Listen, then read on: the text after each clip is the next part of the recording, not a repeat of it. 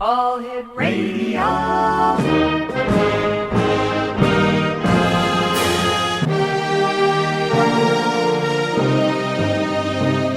Welcome to the X Zone, a place where fact is fiction and fiction is reality. Now, here's your host, Rob McConnell.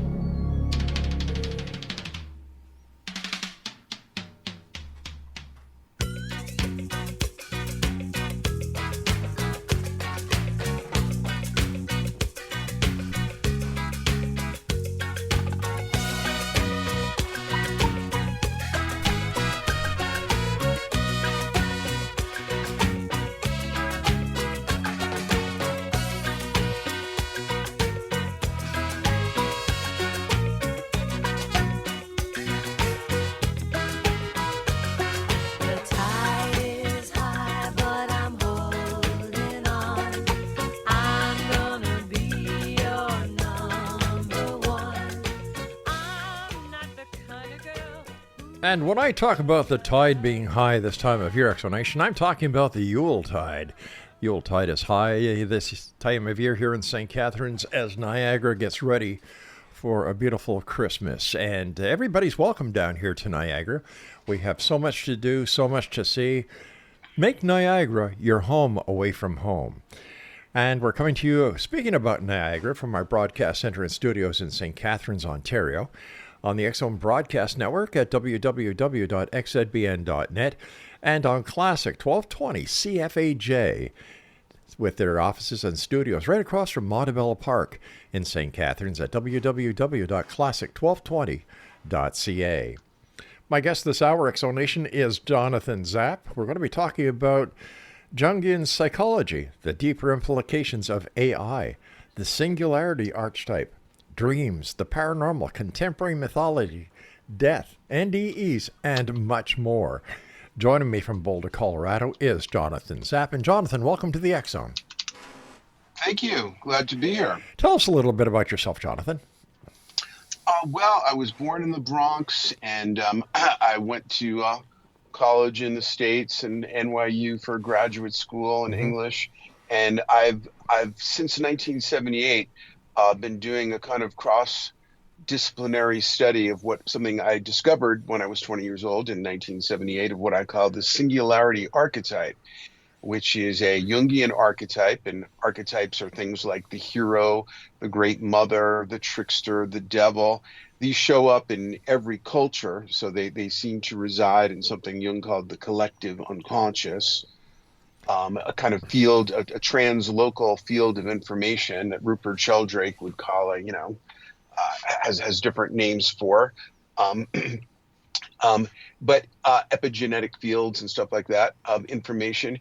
And so this is a previously unrecognized archetype that relates to the parallel event horizons of species metamorphosis on the large scale, and on the small scale, death.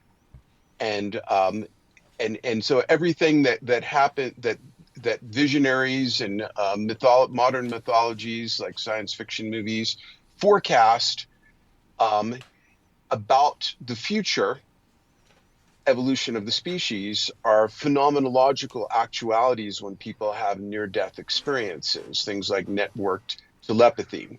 And now very recently, I've become interested in what's happening with AI because it's basically the singularity zone that I began writing about in 1978, though I never attached a time frame to it, because attaching time frames to when you think you've hit that zone is notoriously unreliable, like the 100% failure rate of end-time prophecies. Yeah, they seem to be coming out of the wood. Well, so now they've always been, part of my theory is that end-time prophecies, which have existed before Christianity, before Judaism, before Zoroastrianism, maybe as late as the late Paleolithic, and I'm not sure what human enterprise, even diets and romantic relationships aren't this bad, that have a 100% failure rate as end-time prophecy.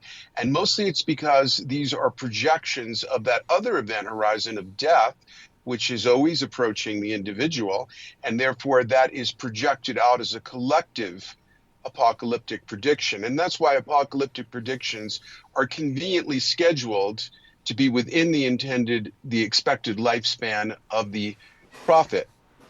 So for example, we don't hear much about the date 2060, but Isaac Newton, one of the most famous people of all time, made that prediction. I have an article up on my website, zaporacle.com.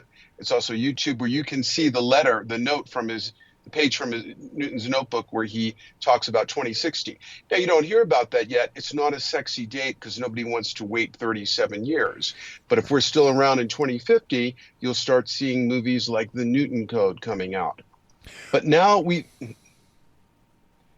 actually hit a zone where the end time prediction business has become much more likely and plausible, because we have now, with AI, even just the existing relatively weak AI we have now, set it up where somebody with a school shooter psychology and a $20,000 desktop gene editor and open source AI could create novel pathogens that could end human civilization. This is not just me warning about this, but some of the leading figures in the field of AI, like Mogad Watt and Mustafa Suleyman, founders of Google X and DeepMind, renowned technologists, they're all pointing to the same specific hazard because it's one that exists right now.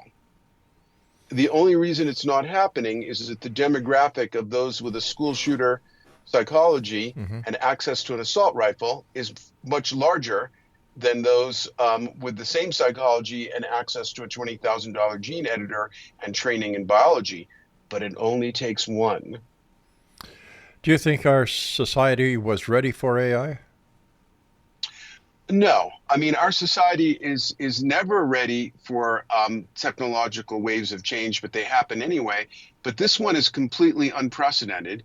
And to be honest, I was blindsided by it as well, because I grew up hearing Marvin Minsky, another weird Jewish guy from the Bronx who went to the same high school I did, the Bronx High School of Science. He's called the father of AI.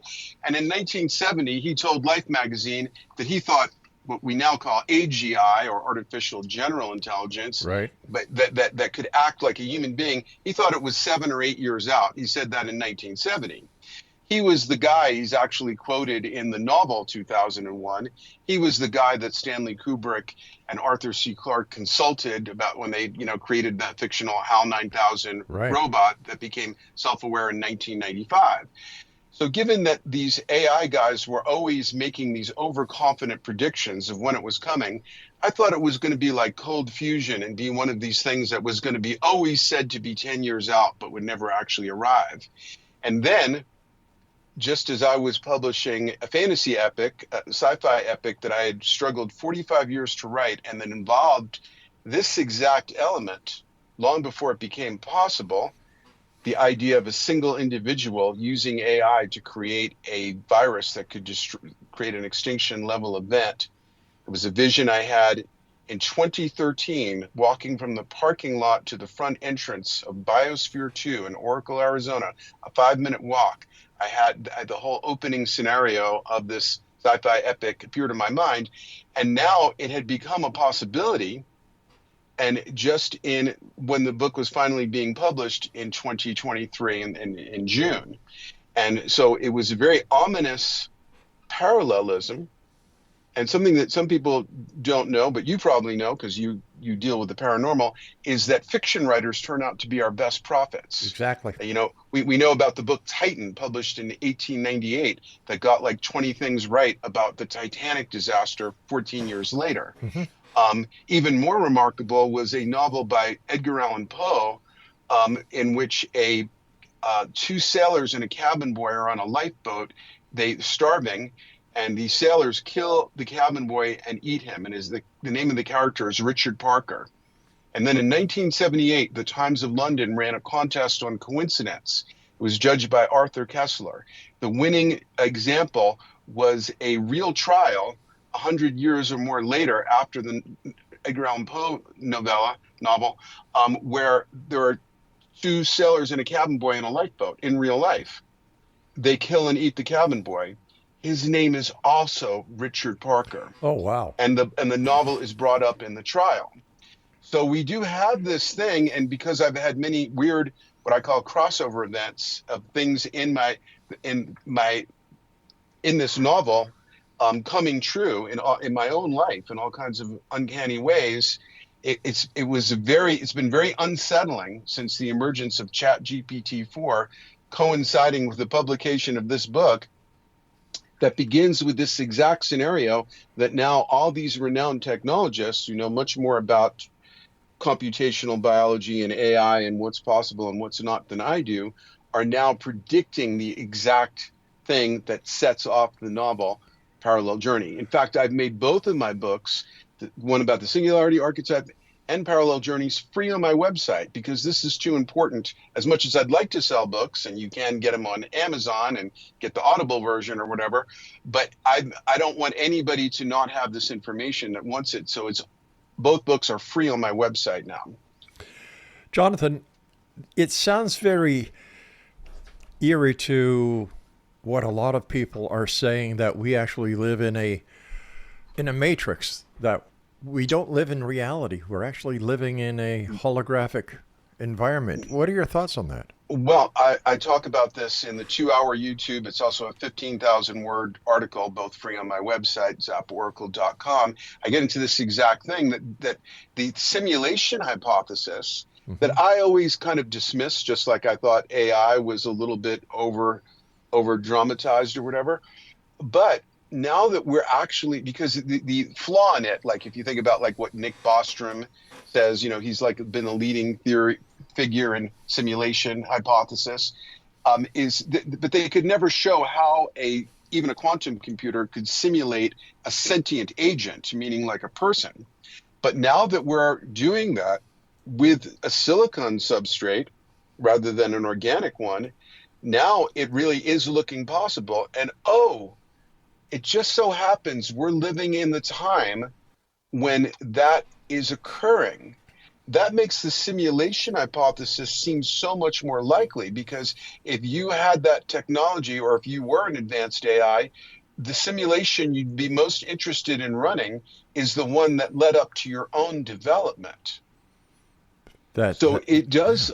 There are a number of X factors going on in our world that may give the simulation hypothesis has gone up in credibility dramatically for me just in the last few months. I dismissed it largely before.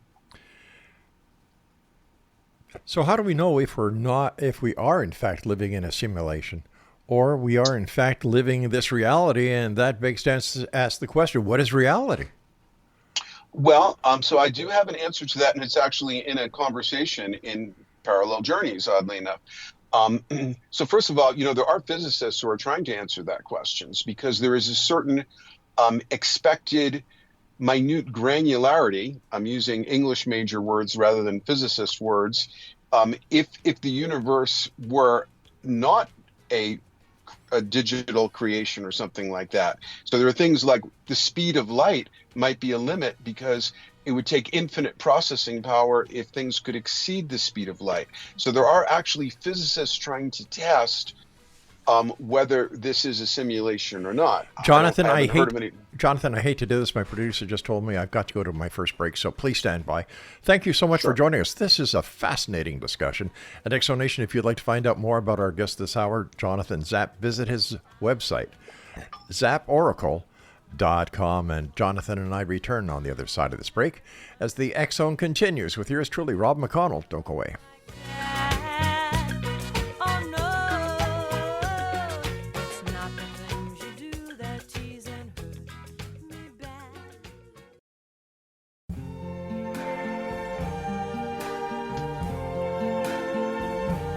I see trees of green, red roses too. I see them bloom for me and you. And I think to myself, what a wonderful world. Welcome back to the X Zone. Jonathan Zap is our special guest this hour, www.zaporacle.com. Jonathan, you and I were discussing about reality. Are we in a realistic environment here? Are we still in this digital existence that we were led to believe, or we are in? And so where exactly are we? Well, so here's a good grounding way of thinking about it, and this is expressed in a conversation in my sci-fi epic Parallel Journeys. Mm-hmm. Anything that exists is real. For example, any thought, if I tell you to think of a pink elephant and you do, the fact that you thought of a pink elephant at that specific time and not a blue Toyota 4Runner is a factual actuality. So the history of the unfolding of the multiverse must include that fact or it's incomplete. So whether the substrate of what we are made of doesn't actually matter that much. So everything that exists is real. And so therefore, if we are made of quarks and gluons and protons and electrons, or if we are made of vibrating hyperdimensional superstrings like M theory claims, or if we are made of zeros and ones in an extraterrestrial quantum computer, well, the pattern of zeros and ones is still real because anything that exists is real. Now we're just talking about the substrate. But what we know from physical reality, if we're not in a simulation and we're in the reality that mainstream physics says that we're in, things aren't as solid as they appear. So if we took all 8 billion Homo sapiens and took all the empty space out of all their atoms, all 8 billion of us would fit into one sugar cube. And that is what mainstream science says is true if we are in a physical reality.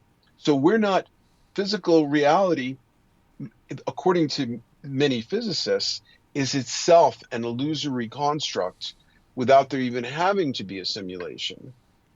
By like this guy Donaldson, who is an MIT cognitive scientist, wrote a book, The Case Against Reality, that he points out that evolution does not predispose us to perceive physical reality, and that there are a lot of physicists who are, you can search on YouTube for Space Time is Doomed, that are saying the only way to reconcile relativity and quantum mechanics is to get rid of the idea of space and time as being real, that they are a construct of consciousness.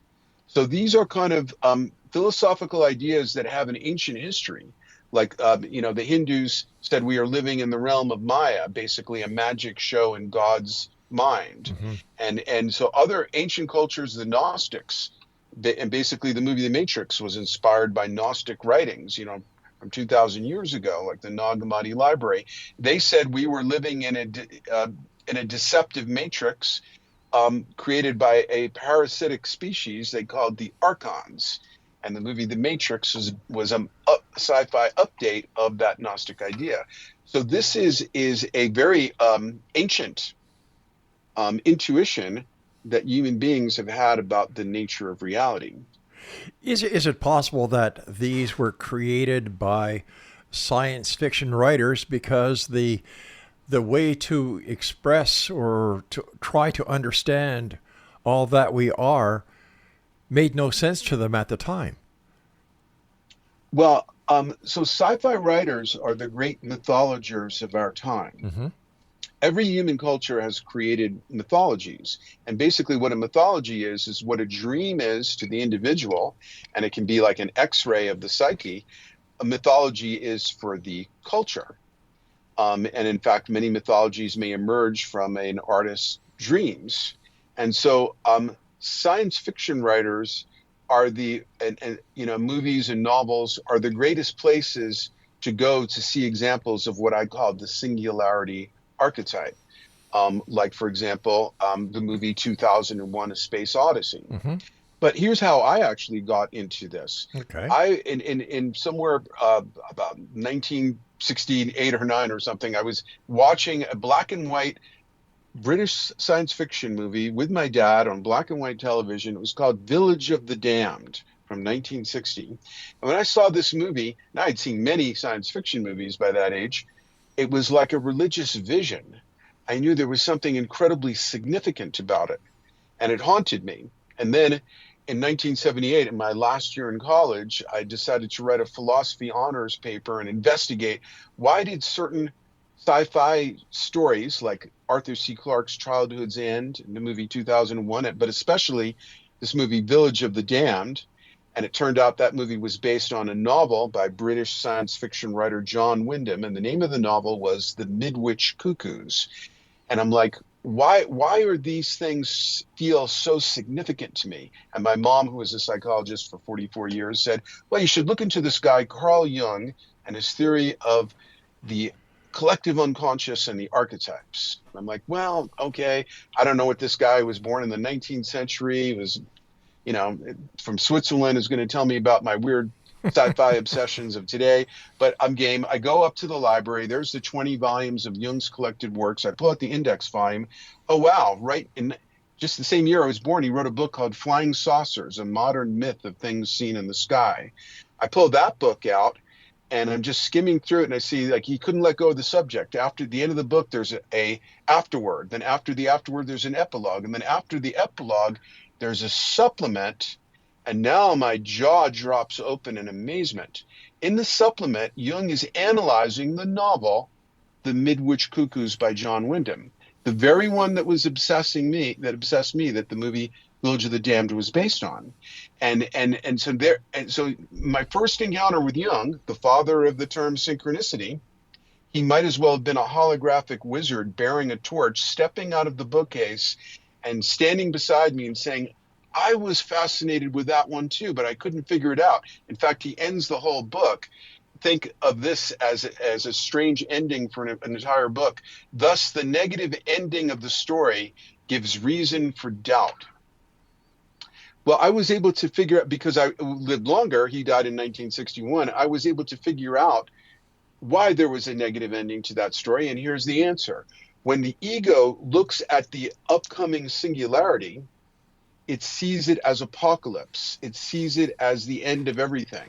But when it is viewed from a cosmic transtemporal point of view, from a higher point of view, the same event is revealed as a quantum evolutionary event, as like a divine happening. Doesn't mean that the ego is wrong, because what may happen on the ground and where we're walking around in our meat bodies might be terrible.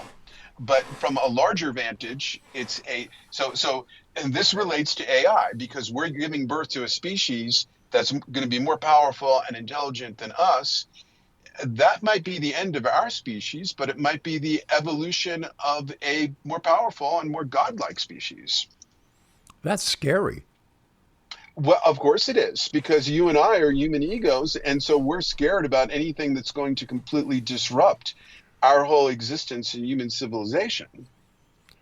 But this is the way nature works. It was scary, it was scary when a giant asteroid hit the Earth 66 million years ago for the dinosaurs. But that eventually created the opportunity for us mammals to evolve. So, but this is the way evolution works, in like violent punctuated equilibrium. Yes, I understand that. That's how we mammals develop. But we're talking about an intelligence that was created by man. Right. We were created by bacteria in a sense. Like, somebody said, well, wouldn't they look at us like a god because we created them? And I'm like, do you think of the 40 trillion bacteria in your gut that you couldn't live without as God? Because before there was us, the first life on this planet were bacteria. But we don't, and they gave rise to us. And now we are a technology extruding animal.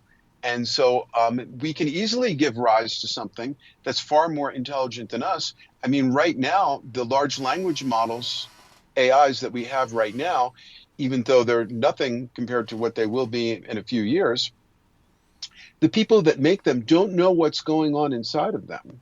They have a completely inscrutable inner process. They just, give them a great deal of computing power and like train them on the whole internet and like, okay, figure this out. and something goes on inside of them, and we don't know exactly what that thing is. So this is starting to look like an evolution, that a snowballing evolution that we are not in control of. And this is not me saying this. This is what the lead figures. This is why, like, Geoffrey Hinton quit Google. So why don't we shut it down? Because we can't. One thing that human beings can't do is put genies back in the bottle. Like, no one can say, like, Elon Musk wanted a 6-month moratorium. Could we do a 6-month moratorium on the use of fire? Because we have competing spheres of power in this world. Conspiracy theorists who think there's one group of human puppet masters, take note.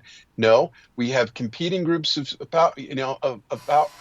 spheres of power. Who controls what the Chinese will do with AI? Who controls the North Koreans, or what Vladimir Putin is going to do with it? And then all these competing companies. And who controls that one guy with a $20,000 gene editor and low social skills, some very unhappy young man who might otherwise be a school shooter, and is instead staying up nights trying to figure out how to make a novel pathogen? We can't put the genie back in the bottle. It's out.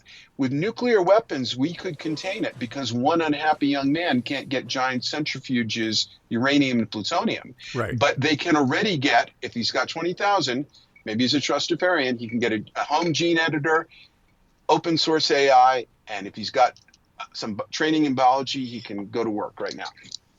Is there any possibility that this has something to do with COVID? Absolutely. And that was when it was at the start of COVID. We were locking down the house.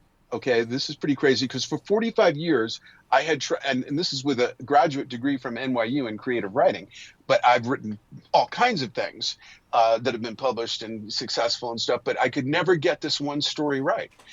But I kept at it, since I discovered the Singularity archetype in 1978. And then we are locking down the house in Boulder, Colorado, and one member of the household discovers in the garage an old portable typewriter I inherited from my dad. It was a Corona typewriter from like 1908, and it had a manual that says, "Corona, your personal writing machine." And since the day of the lockout until 3 years later, I worked 7 days a week on parallel journeys and got it done. The lockdown became my personal writing machine.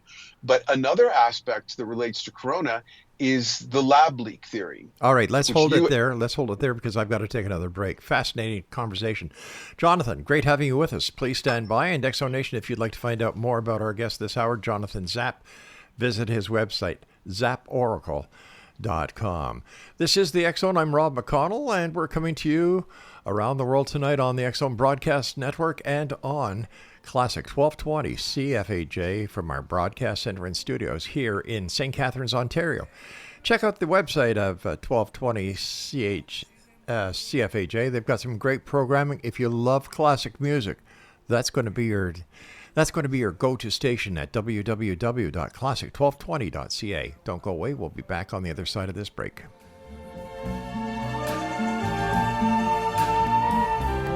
I see skies of blue and clouds of white, the bright blessed day, the dark sacred night, and I think to myself,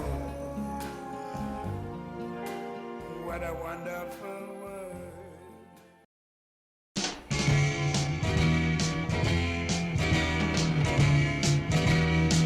Do you believe in magic in a young girl's heart? How the music can free her whenever it starts, and it's magic.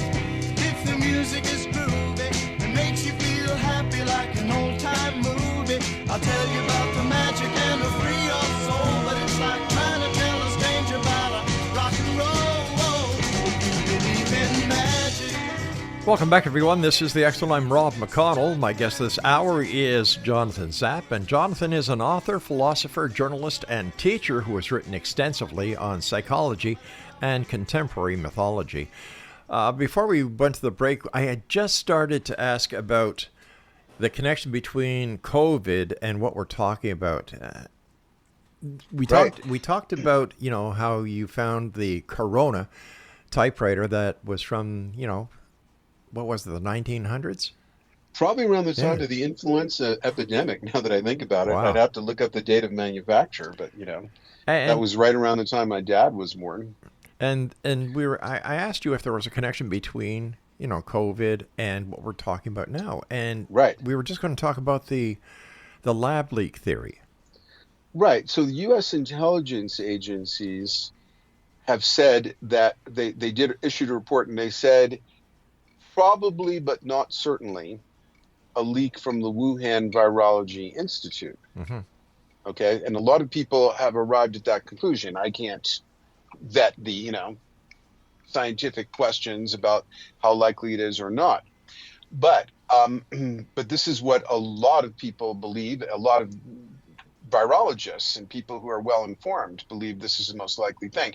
What it's telling you is that we now have a new civilization threat, and that is not nature producing novel pathogens, which it will also do. And we're melting the tundra and we're cutting down Amazonian rainforests where a lot of microbes have been lying quiet, but now we're stirring them up. And so that's another vector. Plus, having 8 billion people on the planet and with jet travel, we have a speed of spread for disease vectors that we've never had before in human civilization. But now we've added computational biology and CRISPR and our ability to create our own novel pathogens, and those who believe in the lab leak theory, who aren't completely cracked, because it's hard to see how China did this purposefully. It was a Hmm. huge blow to their economy from which they have yet to recover. It would have been good intentioned people who were trying to understand pathogens better, but lost control of their biocontainment, and they were doing this gain of function research. So this is with good intentions. This is what happens, and with state-of-the-art containment. So now that we've put that power in the hands of single individuals, we have so many crazy people, and always have, and now to have that genie out of the bottle is a pretty frightening thing that makes end times much more credible today. I'm not saying that that's a guarantee, but we have a much more credible threat than we've ever had since the Cuban Missile Crisis. Because once again, you could control atomic energy because a single individual doesn't have the wherewithal to build a nuclear reactor and can't get a Exactly. hold Yeah. of uranium and plutonium. But a single individual can create novel pathogens. So, how are we going to protect ourselves from the hackers in the future who will be able to use AI for their nefarious, uh, things that they do now with the resources they have? Right. Well, so it's already happening. So, for example, the dramatic increase in the rate of suicide in adolescent girls. Well, that's AI. That's AI on Instagram and TikTok, figuring out the dark obsessions of adolescent girls and egging them on algorithmically. And that's just weak AI that's doing that. Okay. And so the only real solutions that people can think of is the only way to handle a bad guy with an AI is a good guy with a more powerful AI. We would have to have AI helping us catch and prevent bad instances, create vaccines overnight. Mm-hmm. Because we can't put it back in the bottle, Right. we'd have to use fire to fight fire. But then, what if the fire itself? What if the AI itself becomes the self-aware and becomes the adversary? Nobody has a good answer for that. What would happen, looking down the road where all the different countries like China, Russia, the United States, all the countries of the world, major countries of the world, had their own AI systems, and these systems got together? Oh yeah, that's the guy I call the the Grand Master AGI Prophet of Doom. His name is Eliezer Yudkowsky, hard to pronounce. He points out that exact possibility. It's even in the singularity archetype, where you hit an evolutionary event horizon and human psyches become more networked. Like we see this in the Dune books with the Bene Gesserit sisterhood, those who survive this powerful medicine called the water of life made from the spice in the Dune world. They all become aware of all the other Reverend Mothers who have similarly survived that rite, alive or dead. But now computers are already networked together. What is the internet but this vast network of computers? So we could have AIs that decide to join forces with other AIs, or we could also have a particularly powerful AI that's different from other AIs, because people tend to assume AI is all one thing or has all one agenda. No, they're going to have minds more complex and with more information. You know, you have a machine that can read 100,000 novels in a day. It's going to be more complex than us. And wherever you have high complexity, you get high variability. So we're at the top of the evolutionary tree, as far as we know on this planet. And so we also have the highest variability of any animal.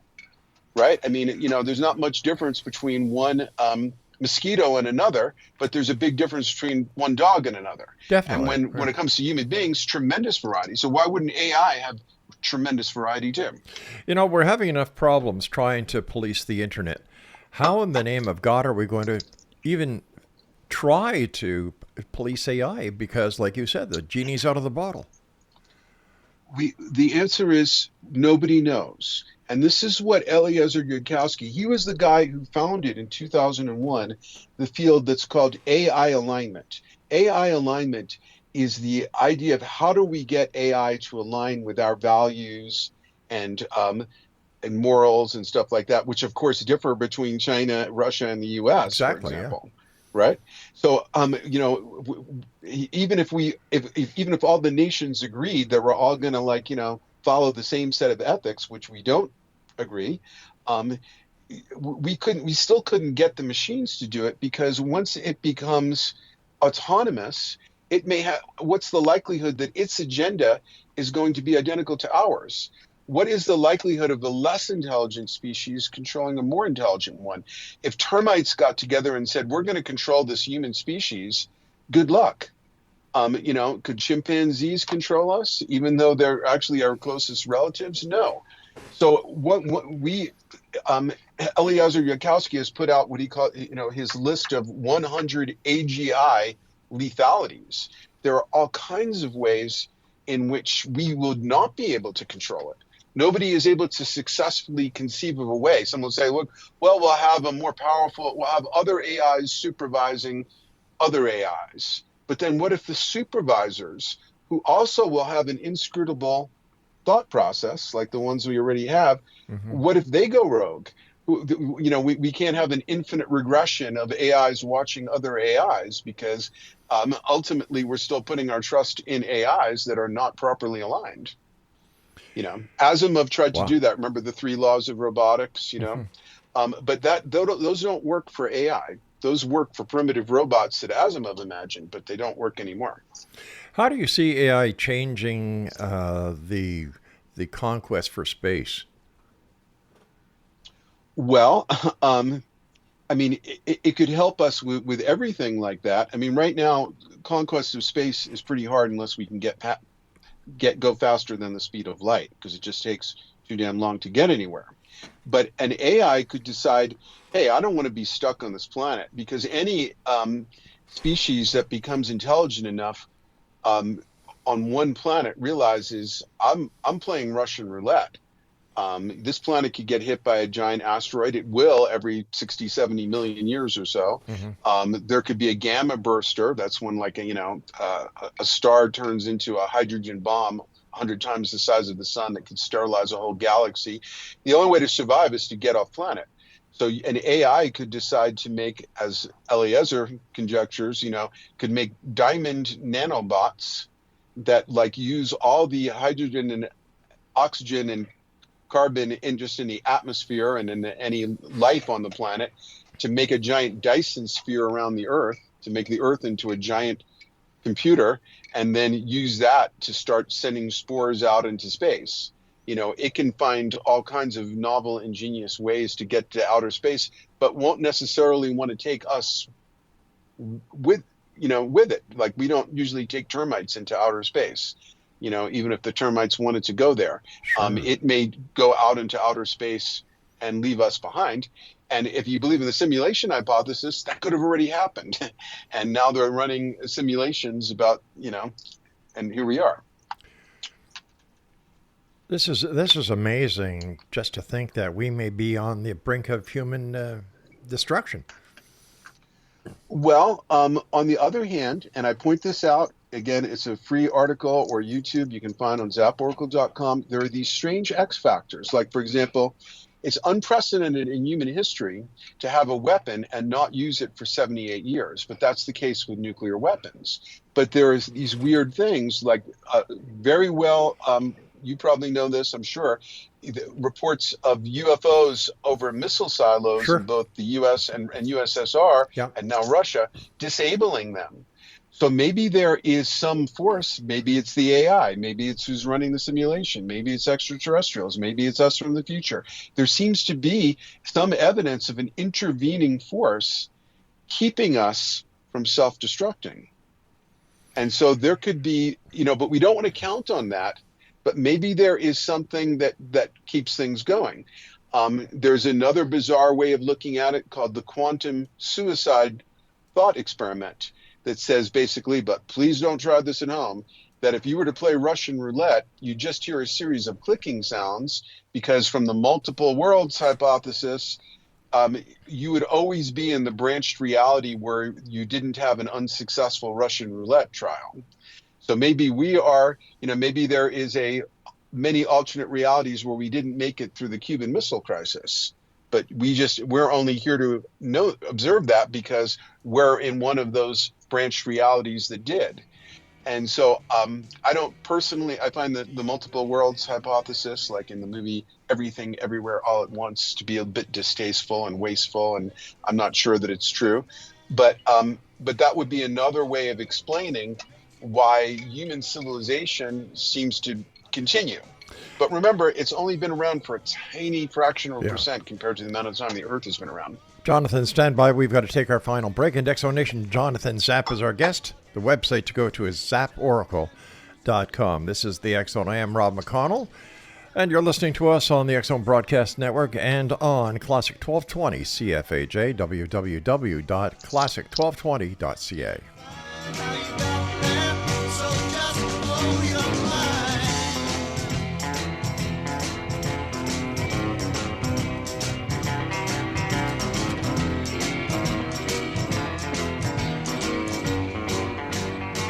If you believe in magic, come along with me.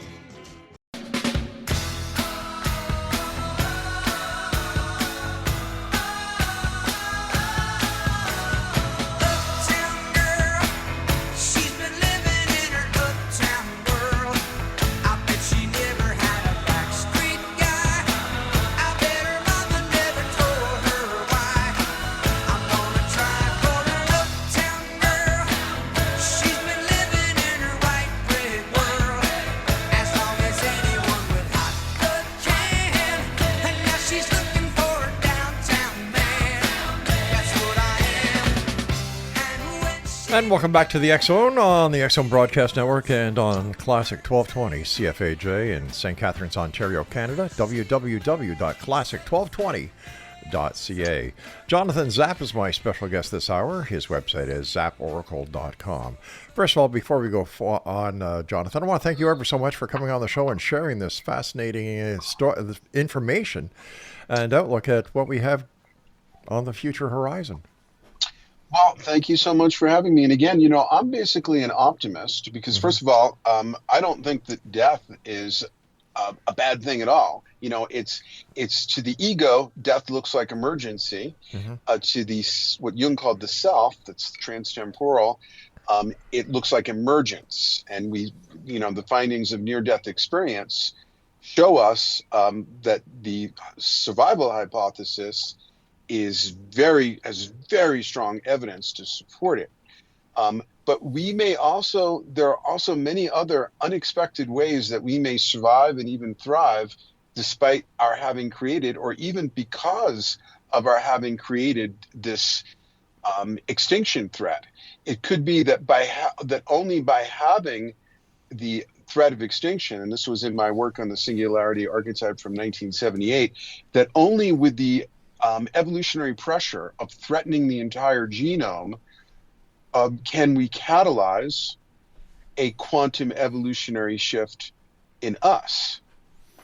Just like, some people don't grow unless their life is at stake. Exactly. And that's why we have rites of initiation, where people who take ordeal poisons, so we see this happening in some of the mythologies, like in the Dune books. There's when we enter the story of Dune Book 1, there's been a universe-wide galaxy-wide holy war called the Butlerian Jihad to destroy all thinking machines. And that's why in the world of Dune we have space travel, but we don't have smartphones. It's a galaxy-wide taboo, even though there are a few people hidden away that cheat. But they will nuke you if they find you using machines made in the image of the mind of man, in the Dune mythology, and then that spurs human evolution. So we have these advanced groups like the Bene Gesserit or the character Paul, who develops a kind of godlike omniscience, and with the use of consciousness promoting drug called the spice. So one way around this, Elon Musk says, we should basically be merging with it. That's how we would keep up and use it to enhance our consciousness. But we can use AI to trigger a huge growth in human consciousness. For example, I've been pointing this out to technologists for years, that we could take existing VR headsets, and Apple is about to launch one that will be far more powerful than anything we've had before. And if you just wanted to write the right software for it, you could use it, because you know how you can put on these VR headsets and feel terrified trying to walk across an imaginary plank across a canyon or something like that. It can manipulate your sense of where your body is, called proprioception.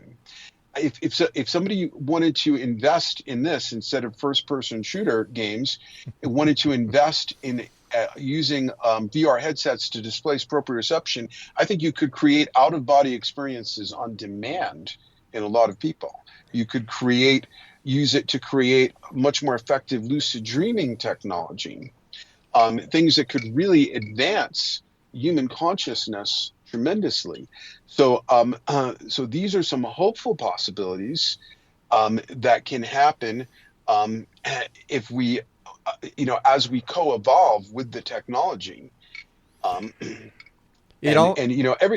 on the X Zone basically is about the outlier, or so much of it is about the outlier abilities that human beings have had for thousands of years: remote viewing, telekinesis, right? And basically, like William James said, he was the founder of the American Society for Psychical Research in the 1880s. He said, all that's necessary, if you want to disprove the notion that all crows are black, you don't have to show that no crows are black. You only have to show one white crow. And then that shows that not all crows are black. So if we have one mother who remote from sensory information knows specifically how her kid is in trouble 100 miles away, then that blows open remote viewing as part of the human performance envelope. And if we apply that to all the strange phenomena that human beings are capable of, that just defines the outer edges of our present human performance envelope. But if we have the whole genome under threat, that's when a species may make a dramatic adaptation, and these latent abilities that have remained dormant and emerge only rarely and episodically, they might all emerge together and with dramatic new emergent effects. And we see things like that, like in Arthur C. Clarke's novel Childhood's End, where organic evolution suddenly prevails, or in the movie 2001, where there's a 0-1 game between AI and human beings until there's only one astronaut left. And yet he wins, and he evolves into something that we see at the end called the Star Child. There's a dramatic evolution, a dramatic jump in organic evolution, and AI is not part of that as far as we know. It reminds me of the Star Trek movie where I think it was the first Star Trek movie where they're actually investigating this anomaly in the solar system, and it turns out to be Voyager that has returned from a mission. It has all this information, and Leah makes contact with V'ger, right? And then the guy, I would imagine he was the first officer, grabs onto her, and they both turn into a new species. Right. Well, in the second Star Trek movie, The Wrath of Khan, something even more relevant happens, where at the beginning of the movie, we see like this bald-headed, skin-headed Vulcan female science officer, and she's on the deck of a ship, and she's tried to save a civilian spacecraft that put out an SOS called the Kobayashi Maru. It's called Kobayashi Maru scenario. And it's designed. She's actually in a simulator, and the simulator is designed to present you with a complete no-win scenario to see how you react to that stress. The only one who solved it was Captain Kirk, and he cheated. He solved it, right? You tell it. Yeah, no, he cheated. He reprogrammed the simulation computer. Yeah, that's what we have to do, and that's what we are doing as a species. We are breaking the code, the source code of everything. We are breaking atoms down into ever more improbable subatomic particles. We broke the genetic code. We may need to hack into the source code of reality itself to solve the impossible situation we've created with AI. So what many people are calling the AI the doomsday machine could, in fact, we can look at AI as being the creator. Well, we may be creating gods. We may be creating something that can be everything everywhere all at once. Yeah. I mean, and also Sophocles said, "No great gift enters the human sphere without a curse attached." It's going to do. It could cure cancer. It could cure Alzheimer's. It's just one of those things that's balanced on a knife edge between greatness and evil. And in fact, that may be the nature of entering a zone of novelty. This is my idea about a zone of novelty, that in a zone of novelty, like we're in right now, the outer edge of light and the outer edge of dark both intensify, so that the novelty becomes like the amplitude between those two intensified poles. And that's the world we're in right now. Like the internet can save your life, or it can start a coup in another country. It's like Charles Dickens said in A Tale of Two Cities, it was the best of times, it was the worst of times. That's the time we're living in. Do you think that with the advances of AI, theology will cease to exist? Well, I think theology will have to include AI. Because, we, just like psychology now has to try and include the psychology of those with a silicon substrate, but except that we can't grapple with understanding their psychology, because we can't. I can write a story about somebody as smart as I am or less smart than I am, but can I write a story about a character that's 1,000 order of magnitude smarter than I am? So these, like gods, these AI already have an inscrutable thought process. But this might be the birth of the divine. Maybe we are, you can imagine a scenario where the universe doesn't contain a God until we create one, and that will eventually emerge out of the evolution of AI to be omniscient. We've got about 2 minutes left, Jonathan. What are your final thoughts? What would you like to share with the Exo Nation tonight? I would say on a personal level, because these are some scary and heady things that are hard to ground yourself, just remember that in terms of your personal life, Every human being is born hurtling toward an amazing event horizon called death. And basically, all you can do, whether there was an AI or no AI, is do the best you can from the time you wake up in the morning until bedtime. Be kind to other people. Find something meaningful to do with your life. All species have a limited lifespan. The average lifespan of a species is 100,000 years. For mammal species, it's 1,000,000 years. But that's still not very much time, given that the Earth has been around for like 6 billion years, and I think the universe is 13 billion years. So our days, our time on Earth is always limited. And no matter what the circumstances, the goal is to have a meaningful life. And there's a lot about that also on my website. For 45 years, I've also worked in an oracle with 664 cards that people can consult, just basically for what I've learned. Every card is a life lesson I've learned for myself. And so just focus on the fundamentals of what makes a good life, because we can't control this, at least on an individual level, and maybe even as a species. And so, but the things that make a good life are still the same. They're classic and universal. So what's next for Jonathan ZAP? Well, now that I've got my 2 books free on my website, I've put out everything that's totally free. Now what I'm working on is revising the 664 cards, and I've got a list of like 100 new ones I want to create. And then we're going to take a large language model, train it on all the thousands of pages of my words and thoughts on my website, and then make that the oracle. And people can ask it a question, and it can, this is a spiritual and consciousness advancing use of AI. People will be able to ask it a question and get a meaningful answer that doesn't depend on synchronicity like an oracle, that's drawn from, out of all that content, what is most relevant. Jonathan, thank you ever so much for joining us tonight. It's been a great pleasure talking to you. And I would love to have the opportunity of having you back in the X Zone in the future. Sure. Sounds great. Take Great care of talking yourself, to my you. friend. Bye-bye. Bye. X Zone Nation, Jonathan ZAP has been our guest this hour. His website is zaporacle.com. I'll be back on the other side of this break as the X Zone continues with yours truly, Rob McConnell, from our broadcast center and studios in St. Catharines, Ontario. We're coming to you around the world on the X Zone Broadcast Network, xzbn.net, and exclusively on Classic 1220 CFAJ. That's AM station here in St. Catharines as well, www.classic1220.ca. We'll be back. Don't go away. Closing time.